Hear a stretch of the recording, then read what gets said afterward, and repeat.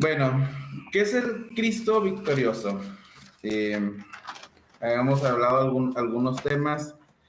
El Cristo victorioso es una de las teorías de la expiación que en los últimos años ha gozado de muchísima popularidad, ¿verdad? En parte por un teólogo que a mucha gente no le agrada, que es N.T. Wright. Él lo empezó a escribir en un libro que se llama The Day the Revolution Began, publicado en 2016. Pero realmente el que puso más la teoría circular fue Gustav Aulen en su libro Christus Victor, el cual fue publicado en 1931. ¿Quién fue Gustav Aulen? Fue un teólogo sueco luterano, fue obispo de Stringlass en la iglesia de Suecia. Fue un ávido compositor, de hecho, él contribuyó notablemente en el himnario sueco. A él se le cataloga dentro de la teología lundensiana, la cual se asemeja a la neortodoxa alemana. Tenemos el ejemplo de Karl Barth, o la inglesa, por el énfasis que se le da en la trascendencia divina. O sea, ¿en qué se refiere eso? Que hacen teología o hacen reflexión teológica sobre los temas y cómo se transportan al día de hoy. Obviamente basado en lo que ya estamos asentados sobre lo que otra gente ya creía. Ahora, rápidamente y ahorita para darle la palabra a... Las teorías de la expiación son tres generalmente. Hay una cuarta que es dentro de la iglesia ortodoxa, que es la clásica, que es el Cristo Victor. Esta teoría es también llamada la del rescate. Esta fue la versión predominante durante los primeros 1000 años de la iglesia primitiva. Hay otra teoría que es de la sustitución penal o de la satisfacción.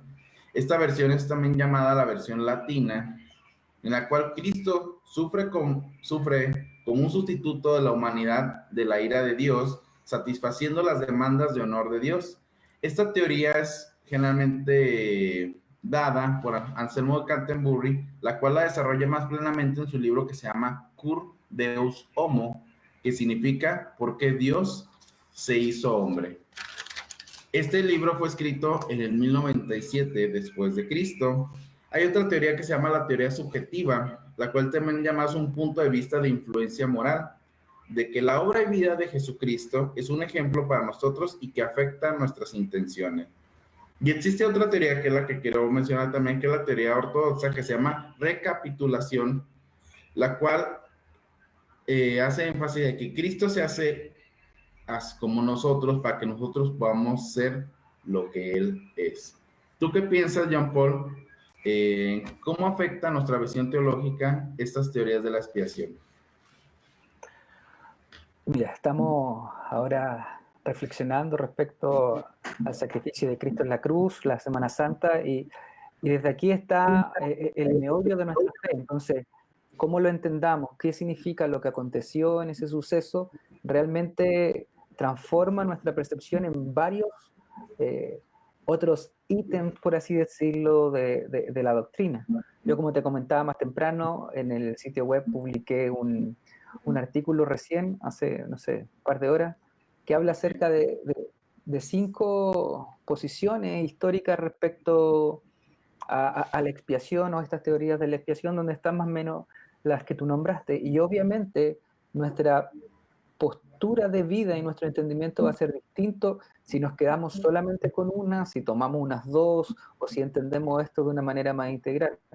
Nombraste tú recién a N.T. Wright, y una de las grandes problemáticas que se generó con él es que muchos entendieron que él rechazaba, por así decirlo, la perspectiva de la sustitución.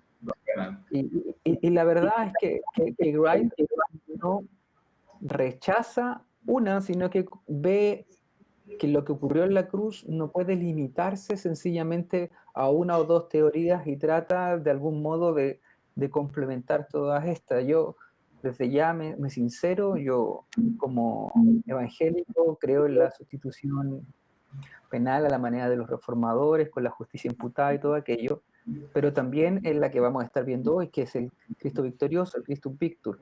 Y no veo problema alguno en mirar lo que aconteció en la cruz desde distintos aspectos. Es más, por ejemplo, después yo sé que vamos a enumerar y vamos a conversar en detalle de cada cual, pero por ejemplo, la teoría respecto a la moral y cómo esto nos muestra un camino a seguir de sacrificio y entrega por los demás, tampoco yo lo rechazaría a priori, sino que también comprendo que es parte de lo que acontece. Si nosotros somos capaces de amar a nuestros amigos hasta la muerte, es porque Cristo nos mostró que ese era el camino del amor. Entonces, no rechazaría las teorías a priori, sino que uno debe profundizar y quizás encontrar una cierta armonía, porque los énfasis en el Nuevo Testamento están presentes también. Yo creo que sería, ¿cómo decirlo?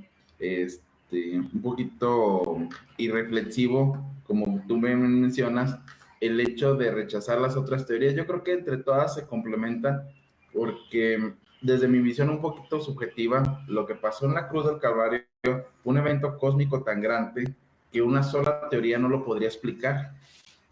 O sea, yo creo que en cierta manera todas las teorías se complementan. Por ejemplo, la teoría de la sustitución penal, pues obviamente está basada en la cuestión de lo que pasa en el Antiguo Testamento, ¿eh? Del Cordero, el Cordero que es sacrificado, que carga con los pecados.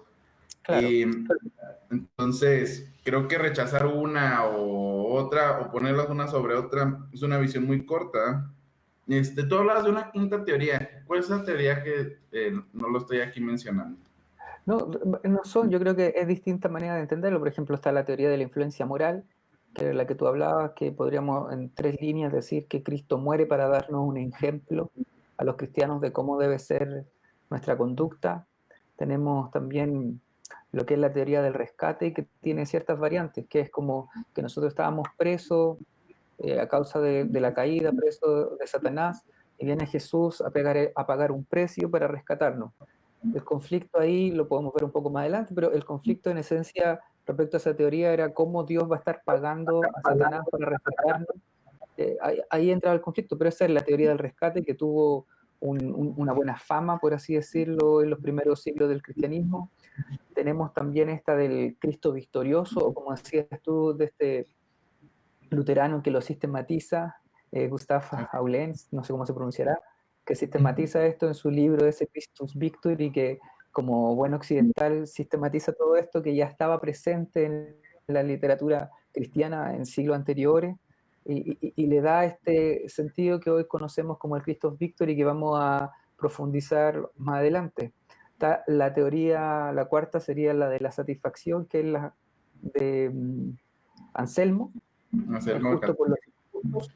Y yo la quinta, más que nada, es una variante de la teoría de la satisfacción que está presente en las iglesias reformadas y en el ala evangélica, que es la teoría de la sustitución penal, que es cómo trabaja o cómo opera esta sustitución, que hablaba Anselmo, que ella es una cosa más penal, que Jesús es castigado en el lugar de los pecadores, con el fin de satisfacer la justicia de Dios y la demanda legal de Dios de castigar el pecado.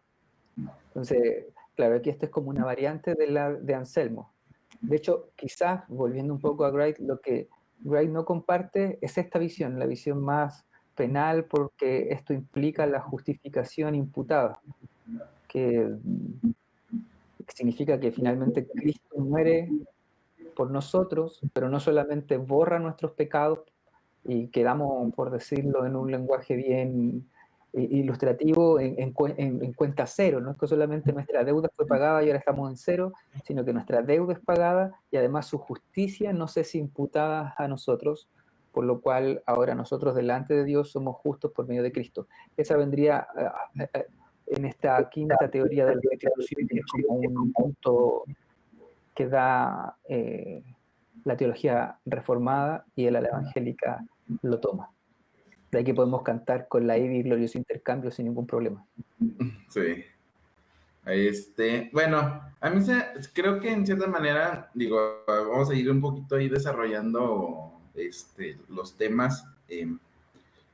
creo que al igual que en cierta manera, igual que la filosofía, también la teología es hija de su tiempo, ¿ah? O sea, se va haciendo teología según como vamos viendo y desarrollando. Es claro, en cierta manera, que la sustitución penal, que aunque para mí, y obviamente si la estudias, es una posición bíblica, como estamos diciendo, no puedes rechazarla, pero también es influida por las estructuras en las cuales se desenvuelve la iglesia de ese tiempo, ¿ah? Obviamente, ¿ah? Por ejemplo, claramente se desarrolla en un lugar, la teología de ese tiempo, de Anselmo, en un lugar en donde el rey debía castigar al que rompía su ley. Entonces, ahora, volviendo otra vez al punto original, no estoy diciendo que esta teoría no sea bíblica, pero en cierta manera se puede interpretar mejor si la desarrollamos en el marco del tiempo que la va desarrollando este Anselmo. Obviamente esta teoría ahorita la vamos a estar explicando un poquito más, pero a mí se me haría un poquito mejor basada si la podemos ligar a las cuestiones de las fiestas judías o del Cordero Pascual, ¿verdad? Eso Claro. yo creo que, Sí, por de ejemplo, hecho también se toma un poco del texto de Pedro que habla de que el justo por los injustos, o sea, también estaba presente allí en el Nuevo Testamento, pero claro, como tú dices, también muchas de estas tienen que ver con los teólogos que los están sistematizando, que lo están elaborando y sus propios contextos.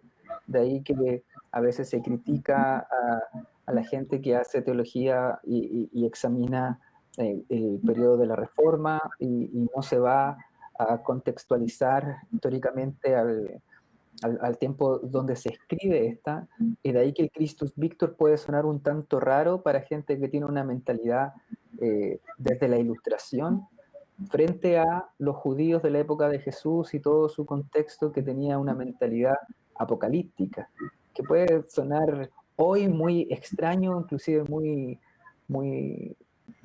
una locura hasta inclusive pentecostal, así de andar viendo cosas raras por todos lados, pero que para los cristianos en el primer siglo era algo completamente común, no tener esta visión naturalista del mundo, sino que comprender de que sí habían ciertos poderes, ciertos espíritus, ciertas cosas que estaban detrás de todo, actuando, que te están, hoy día, por ejemplo, hablar de Satanás como un ente con personalidad, para algunos les parece algo loco, algunos dicen, no, Satanás es la figura, es la imagen de esto, pero para los primeros cristianos la personificación del mal en una figura como el diablo, como los demonios, como los espíritus, como Satanás, no estaba tan alejada de su comprensión. De ahí que hablar de que Cristo vence a los poderes y vence a Satanás, vence al pecado, vence a la muerte, no les parecía tan extraño como hoy nos puede parecer en este mundo contemporáneo. ahora, por ejemplo, es un tema que, por ejemplo, ya lo hemos había tratado y de hecho lo vamos a tratar en otra plática.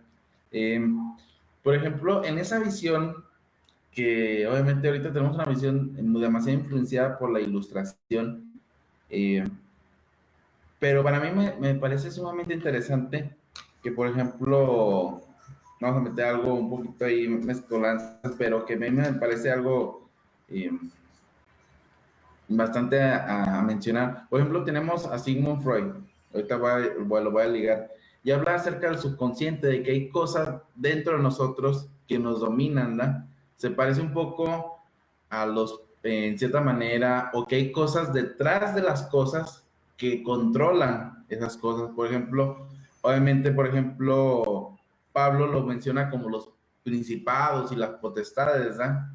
Entonces, que en cierta manera cuando Cristo vence en aquella cruz del Calvario, vence todas esas cosas al dejarlas al descubierto, ¿eh? Entonces, yo creo que en cierta manera no es una visión tan alejada de lo que realmente a veces se propone, ¿eh? El día de hoy. Eh, hay cosas que están ocultas y que no podemos ver, eh, y a veces pensamos que solamente nuestra realidad es lo que tenemos en el día de hoy enfrente, ¿eh? Ahora, ¿a qué tú crees que se deba este cambio de perspectiva? Obviamente, Gustav dice, obviamente hay muchos teólogos que lo contraponen, que estos primeros 1000 años se haya tomado esa teoría como la principal, y cuando llega Anselmo, se hace ese cambio de teoría, y luego todavía llega Martín Lutero y todavía llega a ese punto todavía, o desarrolla todavía más esa teoría. Sí, lo que pasa, y sobre todo con la Reforma en el siglo XVI, eh, la Iglesia occidental comienza a ver lo que acontece en la cruz como algo netamente individual de la antropología, es decir, del ser humano. Y de ahí que la muerte sacrificial, la muerte de Jesús, se le quita esta visión cósmica. Es decir, en el Nuevo Testamento, si uno lee los evangelios, sin menospreciar a Pablo, pero si uno se centra en los evangelios, uno se va a dar cuenta que el ministerio de Jesús tiene dimensiones cósmicas, no es sencillamente algo del individuo, que Pablo obviamente luego nos habla de cómo el individuo queda en paz con Dios y nuestros pecados son perdonados y todo aquello, como dijimos al principio, no hay que restar uno en favor del otro o tomar el otro, sino hay que comprender la dimensión cósmica que acontece en el ministerio de Jesús y que se revela en la cruz. Y esa dimensión cósmica, por algún, no sé qué podrá haber pasado dentro de la historia, de la sociología o de la política, no sé, se comienza a transformar desde una visión cósmica a una visión ya más antropológica de la existencia. Y de ahí que cuando uno hoy, en el día de hoy, piensa en la cruz, uno piensa inmediatamente en que yo estoy en paz con mi Dios. Sencillamente eso. De ahí el gran problema o la gran dificultad cuando hablamos de y discúlpenme aquí, esto sí que es un paréntesis nomás, de esa pregunta, ¿por qué murió Cristo?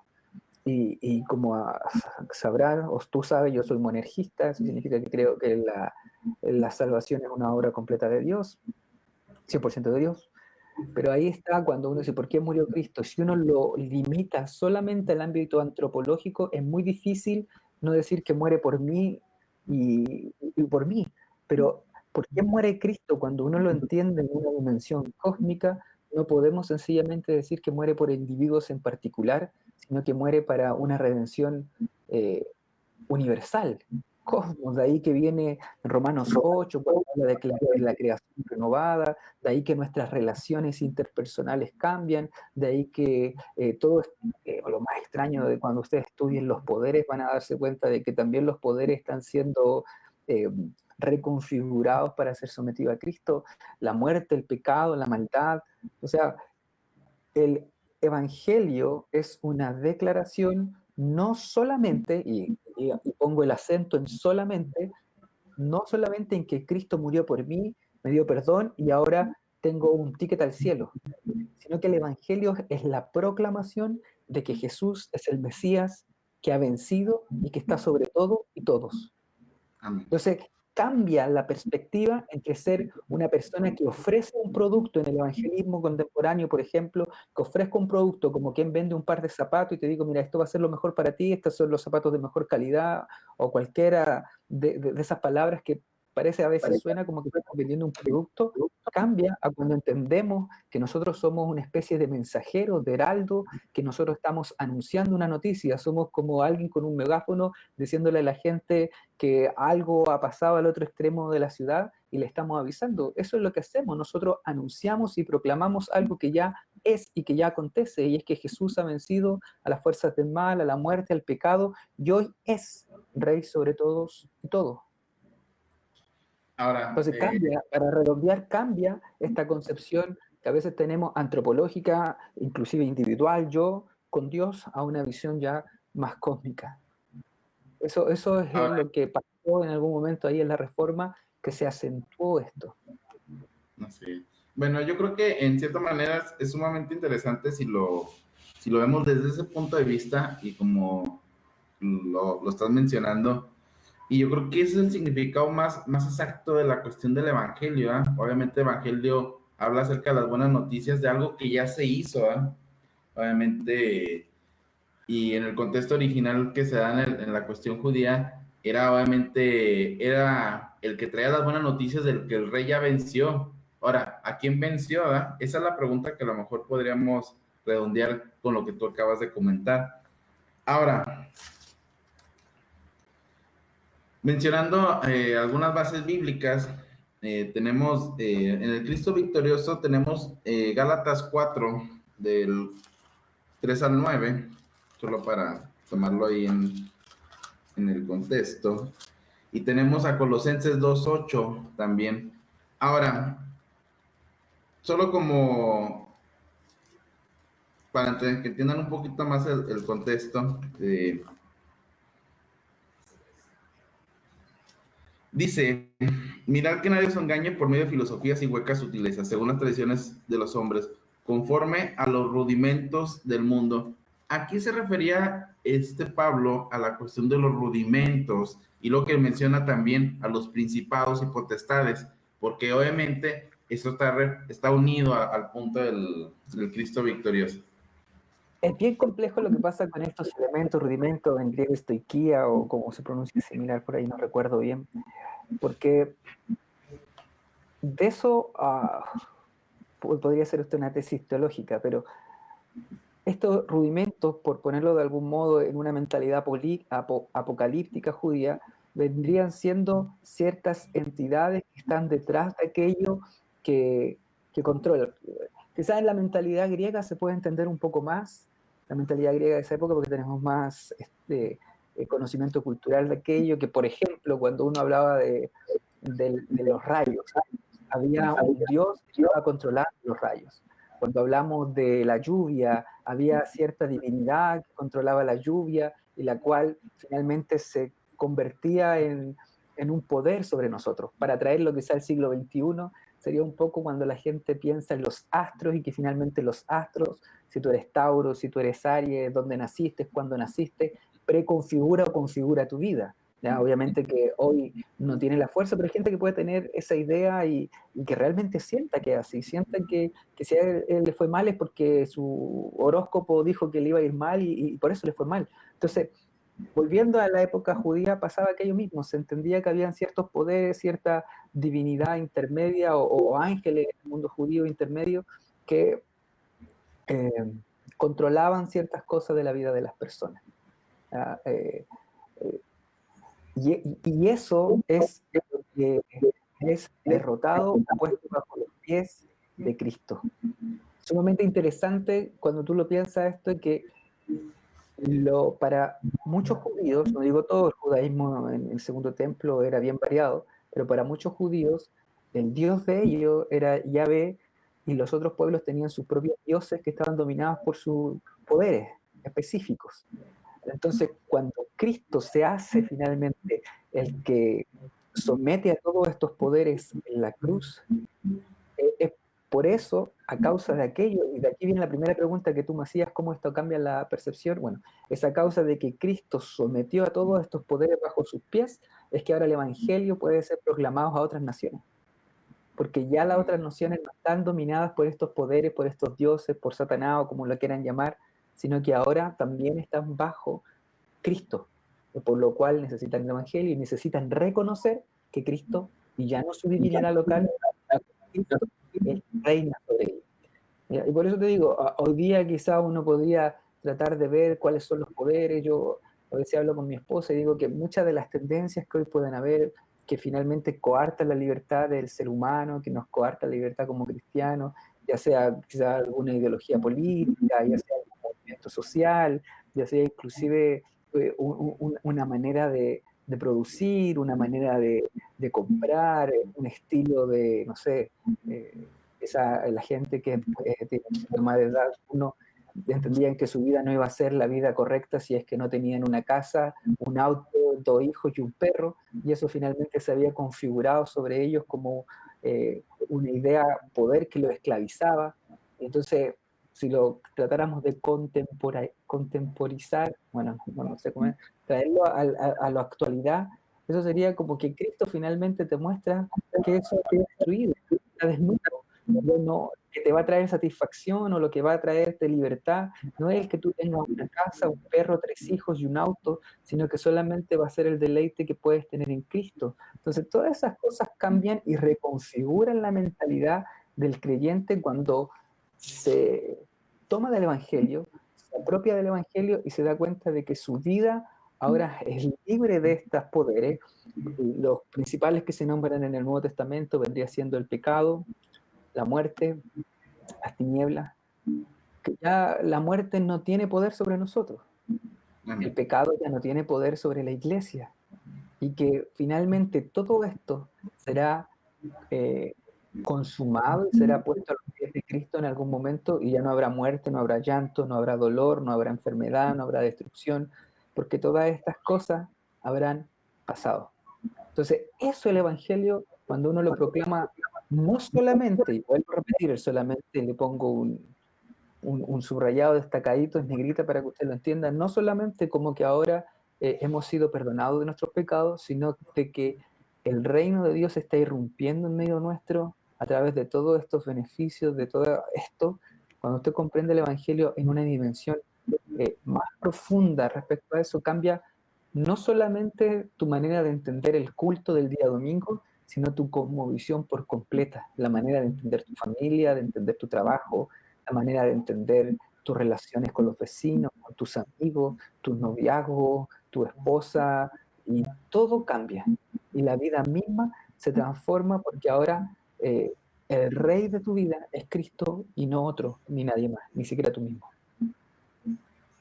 Antes no hablamos en lenguas. Bueno, el punto, bueno, nomás para repasarlo, bíblicamente también lo menciona Pablo en Gálatas 4:9, que es la cita que está diciendo que dice, más ahora conociendo a Dios, o más bien siendo conocidos por Dios, ¿cómo es que os volvéis de nuevo a los débiles y pobres rudimentos a los cuales os queréis volver a esclavizar? O sea, Pablo todavía dice que todos esos tipos de situaciones no nos muestran la verdadera libertad, y que la verdadera libertad la encontramos en Cristo, no en las cosas que poseemos ni que tenemos, sino la verdadera libertad es cuando nosotros podemos ver a Cristo como el autor y nuestro consumador de nuestra fe, y liberándonos de todos aquellos rudimentos que nos esclavizan. Ahora, Ahora, déjame agregar ahí una cosita pequeña, que Pablo dentro de estos rudimentos también pone la ley.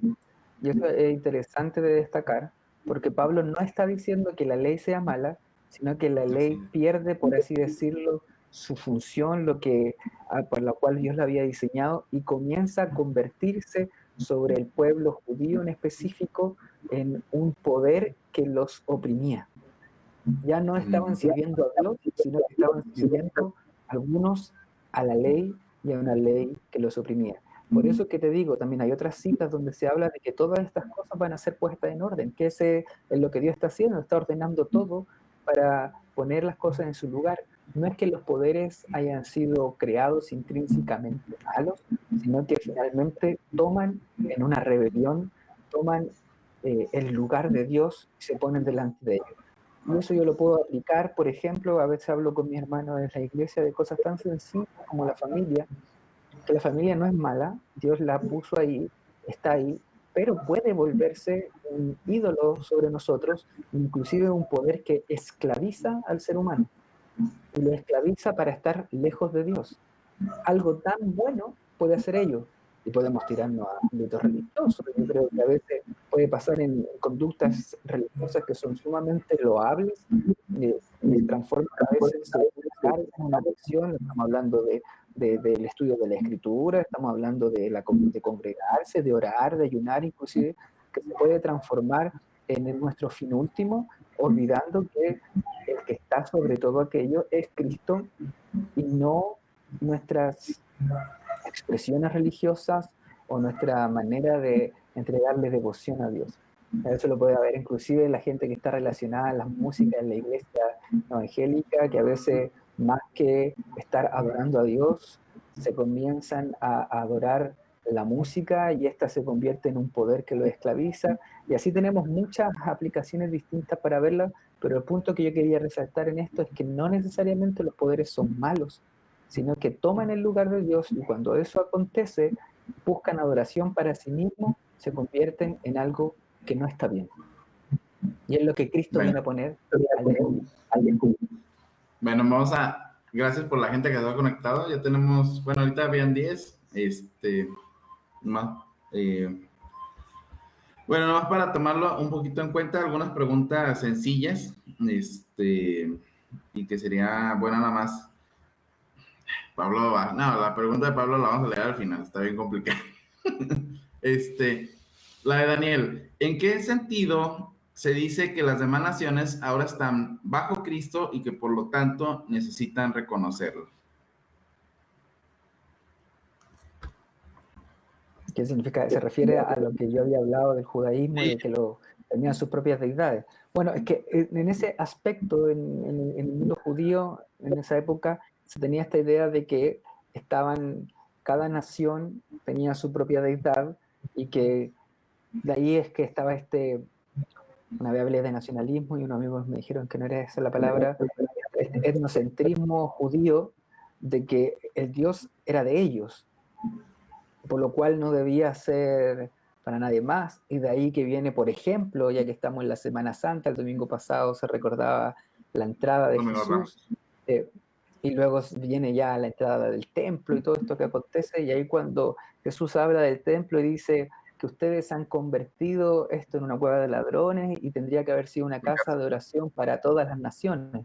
Entonces, lo que Jesús está poniendo al descubierto ahí es este etnocentrismo, este nacionalismo que había hecho que el templo, que es algo bueno, se convirtiera en su fin último, no adoraran a Dios y no entregaran a Dios lo que le correspondía, es decir, que esa casa fuese escatológicamente, y luego después en el cristianismo se establece como tal, que el templo es la iglesia, el cuerpo de Cristo, para todas las naciones. Eso es lo que Jesús está Sí, dejando al descubierto. Entonces, lo que pasaba no es que Dios no fuera un Dios sobre todas las naciones, desde el día uno. Desde el primer instante, Dios es Dios sobre toda su creación. De Jehová es la tierra y su plenitud, el mundo y los que en él habitan, dice el Salmo 24. De él es todo. Pero habíamos quedado tan oprimidos por esta visión que creíamos que el Dios era exclusivo. Y eso tiene ciertas confrontaciones al día de hoy que podemos pensar que Dios es Dios para los bautistas, Dios es Dios de los pentecostales, Dios es Dios de los evangélicos, Dios es Dios de esto, y no vemos la universalidad del reinado de Cristo que está sobre todo ser humano, sobre toda denominación, sobre todo esquema político, sobre todo esquema económico, sobre todos, realmente. Y que ahora lo nada que más deben como, hacer es reconocer aquello, por eso dice el Evangelio, cree en el Evangelio y reconocerlo, arrepentirse y vivir en armonía con aquello que reconociste. ahora solamente como para ligarlo a lo que acaba de decir de casa de oración y la universalidad, obviamente Jesucristo está haciendo referencia a Isaías 56, que el título de ese capítulo es recompensa de los que guardan el pacto. Y cuando habla de eso, habla de que también los extranjeros que vayan, dice, y el extranjero que siga al Señor podrá, dice, y que sigan para servirle y que amen el nombre del Señor, también podrán ser sus siervos, y a todos los que guardan el día de reposo, para no profanarlo y abracen mi pacto. Yo los llevaré a mi santo monte y los recrearé en mi casa de oración. Ese es el Eh, contexto. Eso es para otro live, el hablar acerca de lo que acontece en el templo, que es sumamente interesante, pero para hacer una pequeña acotación, respecto a esto que acontece en el templo. Lo que pasa es que estaba la idea en algunos grupos de que el Mesías iba a venir a instaurar un templo escatológico y que cuando eso aconteciera en un futuro, eso iba a ser para todas las naciones. Por ende, hoy día los judíos no tenían que abrir esto a todas las naciones. Cosa que Jesús viene a recriminarles diciéndole, hey, no, esto no es algo para el futuro, esto es algo que ustedes debiesen haber hecho como personas, como los hijos de Dios, como la familia de Dios, pero no lo hicieron, sino que ustedes se sintieron tan seguros de que el templo era de ustedes, de que Dios estaba con ustedes, que siguieron viviendo su vida pecaminosamente y ocupaban el templo como una cueva de ladrones, como Sí. algo donde ir a esconderse y decir, claro, como nosotros tenemos el templo, pase lo que pase, nosotros vamos a tener el perdón de Dios porque somos hijos de Abraham. Que no es distinto a lo que puede pasar el día de hoy, y aquí, como le digo, esto es un paréntesis, que uno puede decir, bueno, yo voy a la iglesia, o yo soy hijo de pastor, o yo, no sé, soy una persona que sabe de teología, soy una persona que canta alabanzas, por lo cual esto significa que sí o sí, cuando me presente delante del Señor voy a estar bien, pero no necesariamente es así, porque muchas veces podemos estar sirviendo no al Dios, no a Cristo que está sobre todos estos poderes, toda esta estructura y todo esto, sino sirviendo a esas estructuras. O sea, estoy sirviendo no al Dios de mi congregación local, sino que estoy sirviendo solo a la congregación local. No sé si se logra entender ese concepto, no al Dios que se ha revelado en la Escritura y al cual yo conozco a través de la teología o a través de los estudios, a través de estudiar la Escritura y los distintos libros que uno puede estar leyendo, sino que mi fin último es estudiar teología. Punto. Y ahí se queda mi experiencia. Entonces, todas esas cosas las vemos que Cristo las desnuda y las expone en la cruz, expone a los poderes. Y es interesante que en el Nuevo Testamento a veces se habla de los poderes como estos poderes medios cósmicos, espirituales, pero también se habla de estos poderes como, no sé, como el poder romano, como el poder de los sacerdotes, como poderes que estaban ahí, o sea, de algún modo estaban operando a través también de ellos, y que también nos puede pasar el día de hoy. Ahora, nomás para tomarlo un poquito y encauzar otra vez Bueno, el Cristo victorioso dice que derrota, obviamente lo que me estabas comentando, derrota al poder de la ley y además derrota a la muerte, al pecado y a Satanás, ¿da?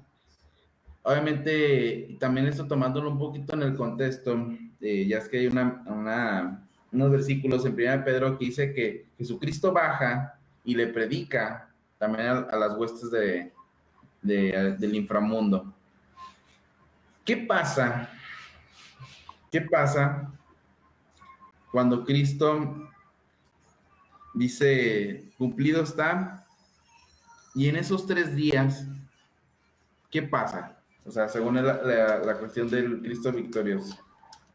Claro, aquí te metiste a otro tema complejo.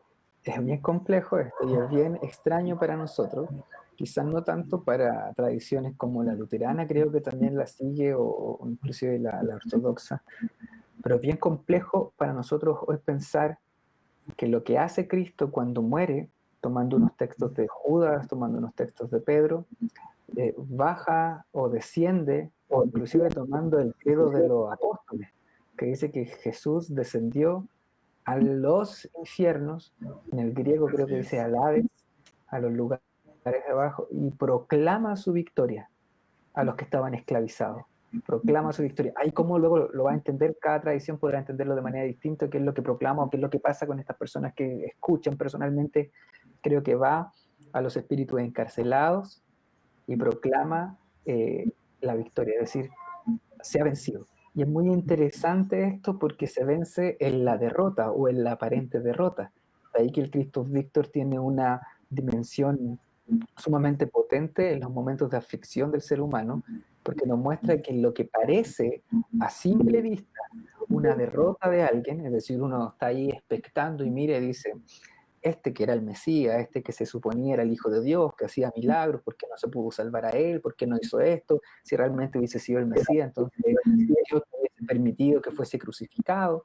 Si realmente hubiese sido el Hijo de Dios, hubiese enviado ángeles y lo hubiesen bajado de la cruz. Pero no, es en medio de la derrota que Pablo nos está diciendo ahí que él está venciendo ahí, que como evangélicos y en mi contexto, fácilmente nosotros hablamos de la cruz y decimos, porque Jesús murió en la cruz, pero resucitó, porque también entendemos que la cruz es vergonzosa, entonces tratamos inmediatamente de enlazarlo en la resurrección, pero la Biblia nos está mostrando que esa victoria que tiene Cristo sobre los poderes, sobre el pecado, sobre el mal, sobre Satanás, es una victoria que ocurre en la cruz. Y en la cruz viene su victoria, como decíamos, baja al Hades, proclama su victoria, y a causa de que esa proclamación y que su acto y su ministerio y todo aquello fue agradable a Dios, entonces a consecuencia de esta victoria, que Jesús ese día resucita como testimonio de que aquello había acontecido.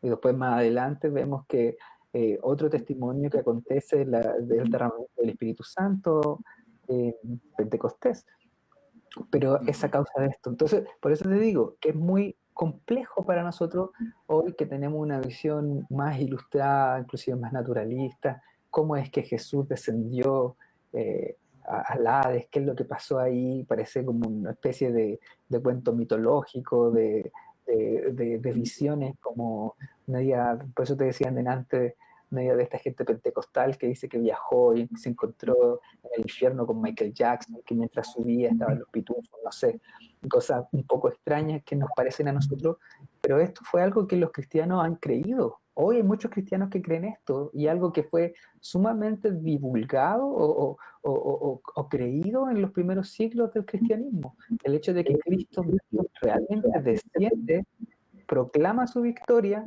y luego se levanta en la resurrección.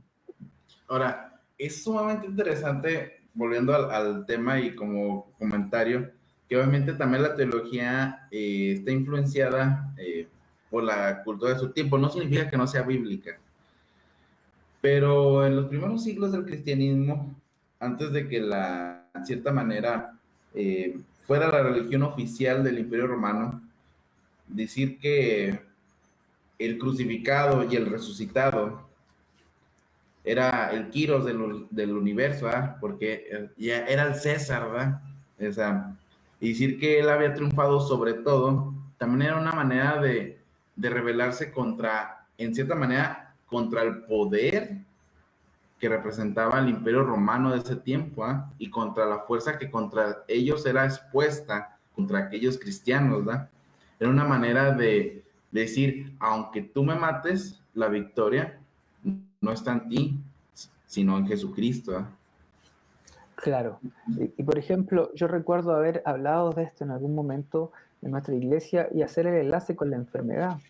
Porque muchas veces la enfermedad se vuelve un señor sobre nuestras vidas y estamos oprimidos con esto. Ahora yo no quiero decir aquí que todos necesariamente vamos a ser sanos en esta vida, escatológicamente seguramente todos vamos a ser sanos, no hay enfermedad en los nuevos cielos y en la nueva tierra, pero esto nos vuelve a mostrar de que aunque la fragilidad inmediata pueda estar oprimiéndonos, ya sea un pueblo opresor como pasaba con el Imperio Romano, o ya sea una enfermedad, ya sea una crisis económica, ya sea un coronavirus o lo que pase ahí, que el señorío le pertenece a Cristo y que nuestra vida le pertenece a Él, que el Señor, y este es un tweet que tengo fijado en mi perfil, el Señor es Jesús y no el César, entendiendo el César como todo lo demás. Es decir, si Jesús es el Señor, la enfermedad no es el Señor. Si Jesús es el Señor que venció, no va a vencer la muerte. Si Jesús es el Señor que venció, no va a vencer mi fracaso, no va a vencer mis angustias, no va a vencer el pecado, sino que es Cristo el que vence en última instancia. Y esa es la buena noticia, que nuestro Señor ha vencido.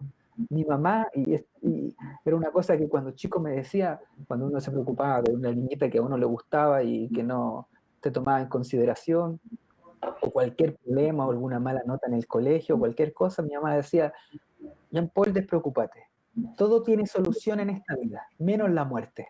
Eso era lo que me decía ella. Pero cuando uno se acerca al cristianismo, uno se da cuenta de que en realidad todo tiene solución en esta vida, incluso la muerte. Porque Cristo está sobre ella y Cristo venció la muerte. Y esa es la esperanza que nosotros tenemos como cristianos, que tarde o temprano, aunque la muerte llegue, nosotros vamos a ser levantados de entre el polvo y vamos a vivir eternamente con nuestro Señor. Nuevo cielo, nueva tierra, nuevos cuerpos glorificados. A veces esa parte del Evangelio se nos ha olvidado.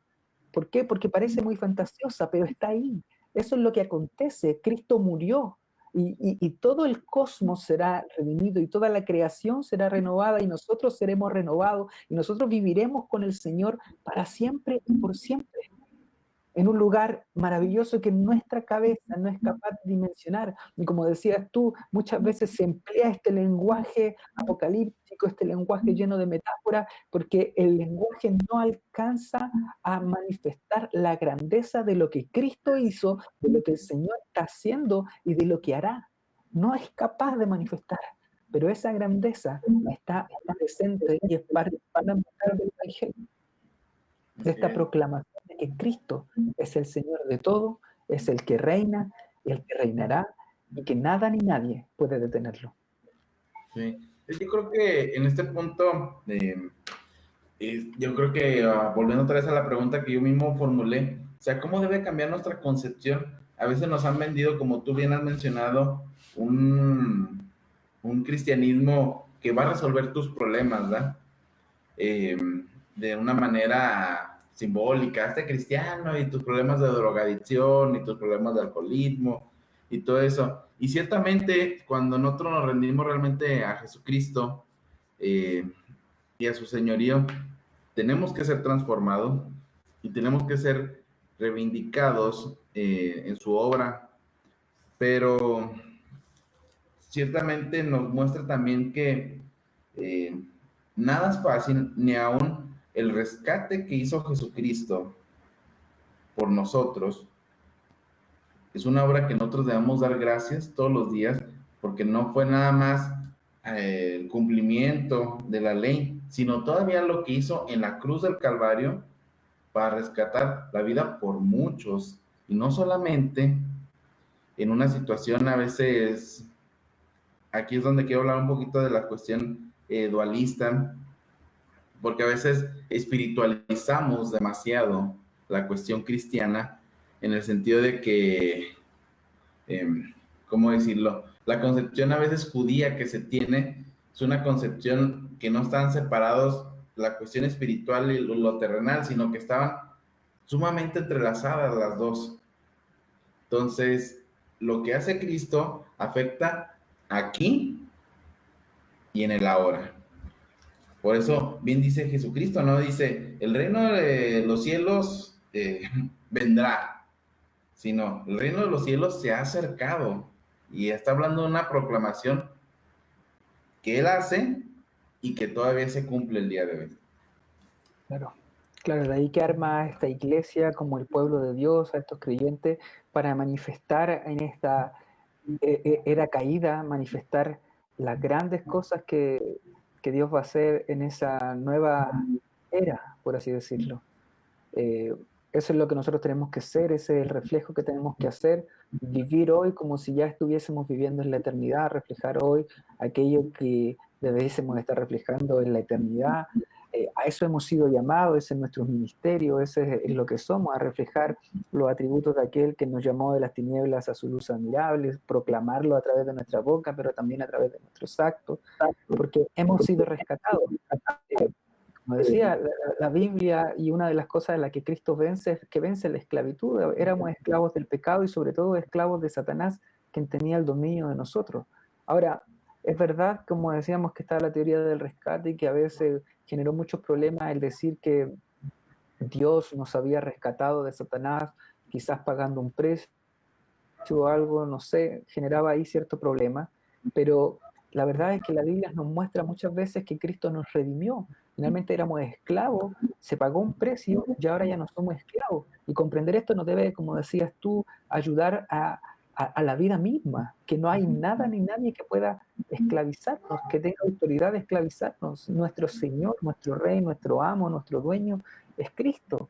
Y todo lo demás que pretenda de algún modo ponerse como dueños o como señor de nosotros, sencillamente está ahí haciendo una parodia, ocupando un lugar que no le corresponde y no debe tener nuestra admiración, nuestra adoración y nuestro servicio, porque en última instancia nosotros servimos a Cristo. Y eso quizás cuando hagamos la charla respecto a la política uno lo va a poder también vislumbrar de este modo, pero toda autoridad, dice la Biblia, que es delegada por Dios, por lo cual toda autoridad es cuestionable.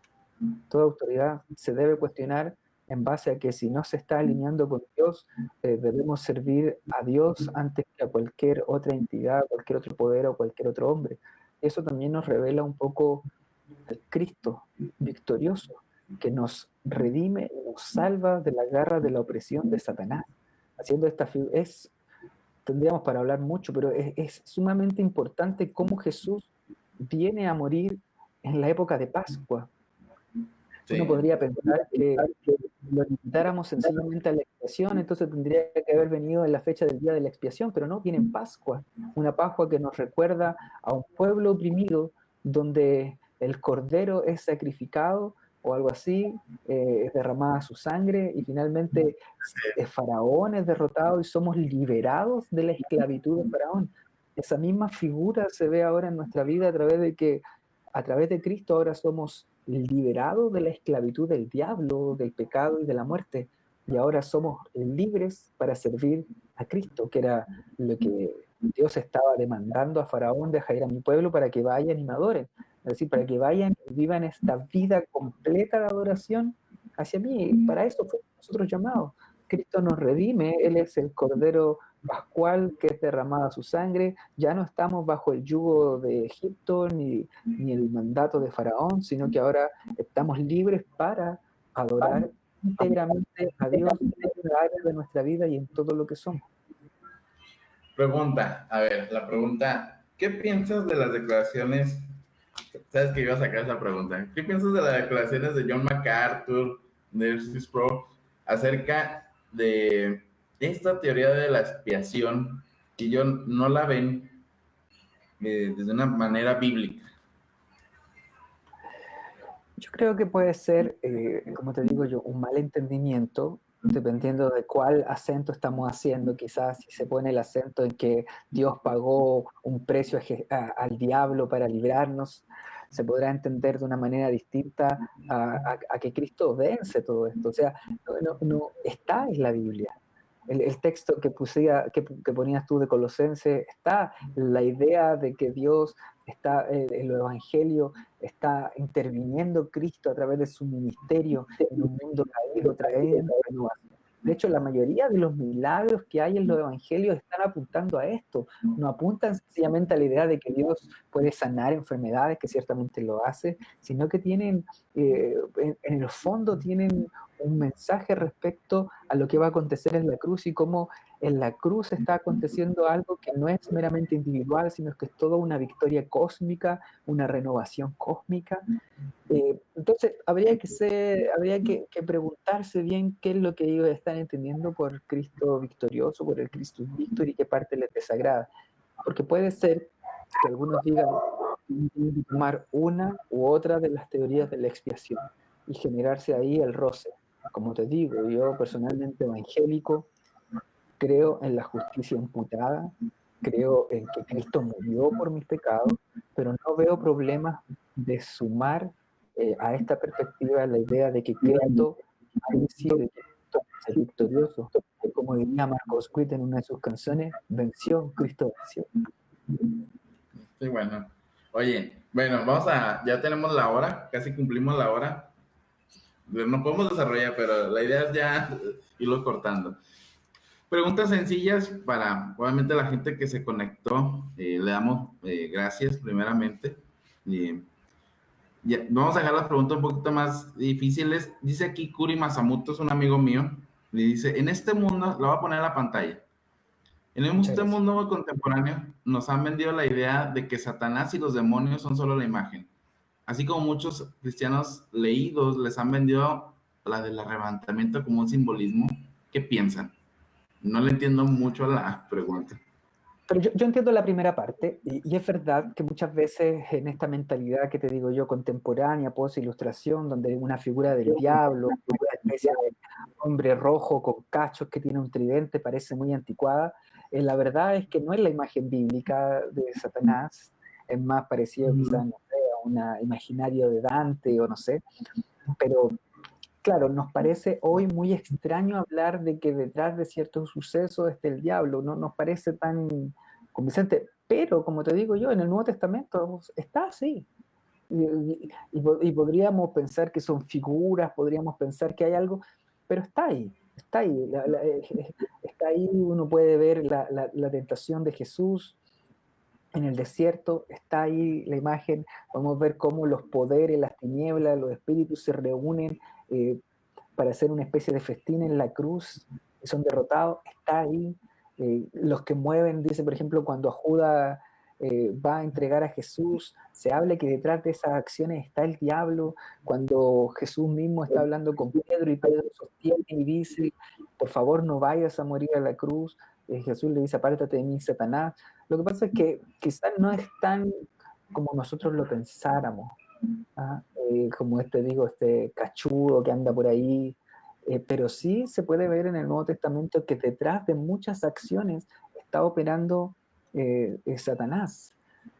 Pablo dice más adelante que detrás de los ídolos hay un demonio, y entonces podríamos comprender que en la actualidad, detrás de muchos ídolos que hoy se ven, muchos falsos dioses que se han levantado, cosas que generan esperanzas, que piden servicio, que subyugan, la verdad es que detrás de eso últimamente probablemente esté también algún demonio. ¿De qué manera podemos comprender aquello?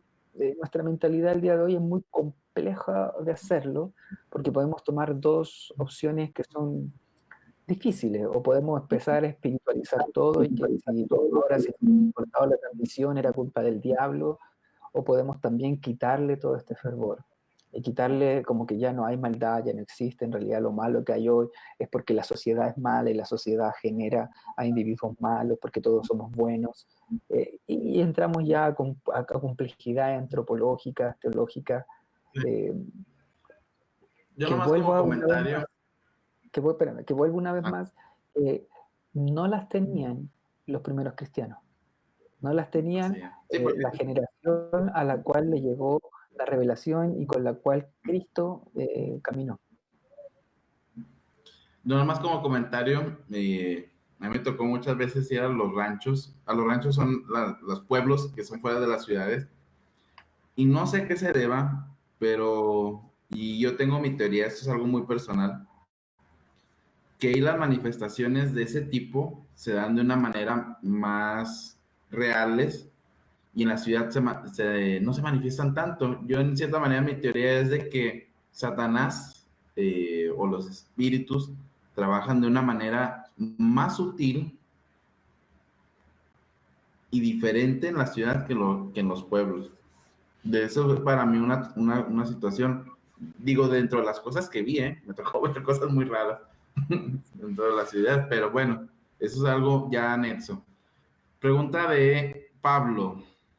¿Qué respuestas le darías a un judío que no cree en Jesús como Mesías, ya que según él no cumplió con todas las profecías mesiánicas? Entonces, men.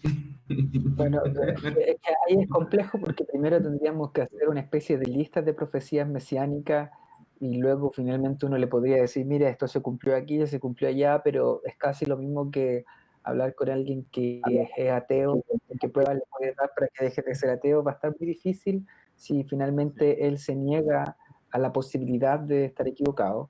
Y es por eso que el Evangelio es sobrenatural. ¿Ya? Y es por eso que el cambio que viene del corazón dice que nadie puede decir que Jesús es el Señor si no es por medio del Espíritu Santo, dice Juan. O sea, es por medio de una obra divina. Podemos darle cierto argumento, pero como te digo, habría que hacer la lista de cuáles son las que él dice que no y contrarrestarlas con la Escritura y ver hasta qué punto podemos darle respuesta y hasta qué punto también esa persona puede estar equivocada y pensando en ciertas señales mesiánicas que en realidad nunca fueron mesiánicas. Pregunta de otra vez de Curi. Dice, comentan que nos dicen que Cristo murió para salvarnos de la esclavitud y las guerras de Satanás. La pregunta es, según David Platt, murió para librarnos de la ira de Dios. No es que estemos diciendo que una cosa sea sobre la otra, sino que se complementan. Esa es la situación. Obviamente David Platt está haciendo referencia a la sustitución penal y nosotros lo que estamos haciendo es desarrollar la teoría del Cristo victorioso, pero no estamos diciendo que la otra no sea también la... O sea, Cristo cumple varias funciones en la cruz del Calvario. Así es. Y dice Gabriel Adán Lozano, cabría aquí introducir una distinción entre pensamiento religioso, mágico, teológico, doctrinal. Creo que ayudaría a esclarecer a los asuntos rudimentarios a los que Pablo se establece en ese texto. Eso fíjate que sería interesante, porque Pablo no está haciendo referencia a veces quieren suponer que el pensamiento cristiano es como un pensamiento mágico, y Pablo conocía que había magos, pero Pablo conoce la diferencia, o sea, está haciendo una distinción entre esos términos, ¿verdad? Claro, como te digo yo, sería interesante abordar también el tema de la apocalíptica y el contexto apocalíptico en que muchos judíos entendían e interpretaban los sucesos que estaban viendo a su alrededor. Sí, obviamente es un contexto bastante interesante. Bueno, nada más como ya para ir cerrando, la teoría del Cristo victorioso después de Aulen se ha vuelto muy popular entre los evangélicos paleortodoxos. Después en algún tema lo desarrollamos porque son temas un poquito complejos. Con los cristianos, de hecho con algunos cristianos liberales, y también se hizo muy famoso con los menonitas anabaptistas, que es donde tú me dijiste que habías más o menos conocido la teoría. Debido a la naturaleza subversiva, al ver a Jesucristo como una exposición de la crueldad y la maldad, pero que vence a los poderes mundanos que lo rechazaron y lo mataron. Ahora, hay un teólogo que es menonita que se llama Denny Weber, en su libro La expiación no violenta, y nuevamente en su ensayo La expiación no violenta, traza el desarrollo de la teoría del Cristo victorioso y lo une, bueno, en ese punto él lo une, eso obviamente pues ya es una cuestión, lo une a la teología de la liberación, o sea, así como es una teoría bíblica, pero también como cualquier cosa, lo puedes ir transformando o lo quieren ir adaptando según la percepción que ellos tienen, ¿no? Claro, es que también pasa que como te digo yo, el Cristo Victor, si bien tiene a Gustav como el que sistematiza todo esto en su libro Cristo Victor, pero también hay distintas perspectivas y distintas formas de entender qué es lo que acontece, cómo acontece, por ejemplo, lo mismo que hablábamos acerca del descenso de Cristo al Hades, todas esas cosas son distintos acentos.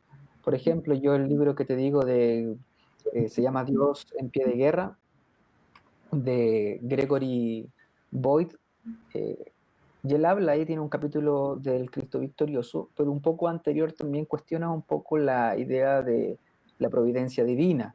Obviamente yo creo que Dios obra a través de su providencia, pero entonces uno puede ahí mirar y contemplar y ver y decir, mira, esto sí me hace sentido, esto no me hace sentido, y es lo que pasa con muchas de estas diferencias que pueden aparentemente existir. De ahí que cuando tú me hiciste la pregunta de Sproul y de McCarthy, bueno, habría que primero saber qué es lo que entienden ellos por Cristo victorioso. Recuerdo que una vez Jonathan, un amigo, dijo, bueno, ¿de qué nos salva o cuál es el gran problema del ser humano? Si el gran problema del ser humano es el pecado o es la muerte. Porque dependiendo de eso va a poner el énfasis, si el gran problema es el pecado, entonces tu énfasis va a estar en la sustitución, de algún modo en que nosotros somos perdonados de nuestros pecados. Ahora, si el gran problema y la ira de Dios, como decía la persona que había comentado ahí lo de plata, ahora si el gran problema es la muerte, podemos poner también el acento en el Cristo victorioso, que Cristo es quien finalmente vence a la muerte y nosotros con él vencemos también a la muerte. Pero creo que poner ese dilema entre si el problema es el pecado o el problema es la muerte, creo que es un poco complejo ese dilema, porque la muerte es consecuencia del pecado. O sea, están también relacionadas y son distintas maneras de entender lo que Cristo hace y de lo que Cristo ha hecho. El Señor nos perdona de nuestros pecados y también los pecados tienen como consecuencia nuestra muerte y también nos libra de la muerte a través de la victoria. Entonces, de ahí que hay que ver un poco, hilar más fino, como se dice, sobre cuáles son las críticas que se tiene, porque la verdad es que hay algunos que dicen, mira, el Cristo victorioso no puede estar juntamente con la sustitución penal. Otros que dicen, sí, puede estar juntamente. Otros que dicen, mira, no creemos que en el Cristo victorioso, pero sí se ve que en la Biblia se habla de esto, ¿no? Por eso les digo, les recomiendo el artículo que publiqué hace poco, o sea, hoy día mismo, en mi sitio web, que finalmente es un artículo que escribió hace mucho tiempo mi amigo Jorge Hostos, y lo recomiendo para poder introducirse, para poder ver cuáles son estas distintas teorías, ya de un modo escrito lo van a poder tener ahí, y poder profundizar y poder mirar. Como te digo, yo creo que de todas hay algo, desde la influencia moral, de comprender que que lo que Cristo hace en la cruz también nos muestra cómo nosotros debemos comportarnos con nuestro prójimo, desde la victoria que Cristo tiene en la cruz y cómo desnuda y despoja eh, a los poderes. Ahí Sandro está hablando de la muerte, el postre del enemigo y cómo finalmente será también derrotado y será vencido, y también cómo nuestra relación con Dios es reconciliada por medio del perdón y la paz que viene a través de la sustitución, desde mi perspectiva, desde la sustitución penal. Ahora, fíjate, nada más para ir comentando, en la teoría del rescate, San Agustín dice en una cita, obviamente él tiene un concepto un poquito diferente, ¿eh? Dice, el Redentor vino y el engañador fue vencido. ¿Qué le hizo nuestro Redentor a nuestro captor? En pago por nosotros puso la trampa, su cruz, como su sangre como cebo. Él, Satanás, podría derramar esa sangre, pero no merecía no beberlo. Al derramar la sangre de aquel que no era su deudor, se vio obligado a liberar a sus deudores. Esa es la doctrina de la expiación, esa es la enciclopedia católica. Ahí podemos ver un punto de vista diferente de la expiación, ¿eh? O sea, como un intercambio comercial, ¿eh? Pero eso lo ve San Agustín. Es bastante diferente. Y ya para ir terminando, me gustaría replicar un poco lo que decía Jorge en este artículo que te digo que compartí, que dice que si bien todas estas teorías pueden ser densas, pueden ser complejas de entender, por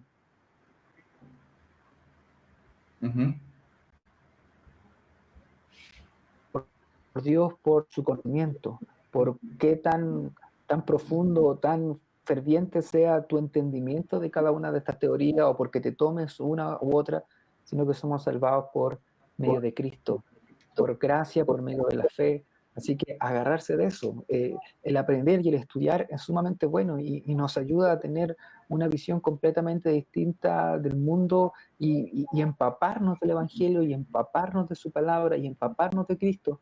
Pero en última instancia no son las teorías, no son los estudios, no es el conocimiento lo que nos va a llevar a estar en paz con Dios y a redención cósmica, sino que es Cristo y la obra que Él hizo en favor de la humanidad. Está como dijo Rubén Bernal en un comentario que nos puso, que no somos salvados por gnosis, sino por gracia. Yo creo que eso es lo que debemos de tomar. Entonces, gracias a la gente que se conectó. Un saludo a todos.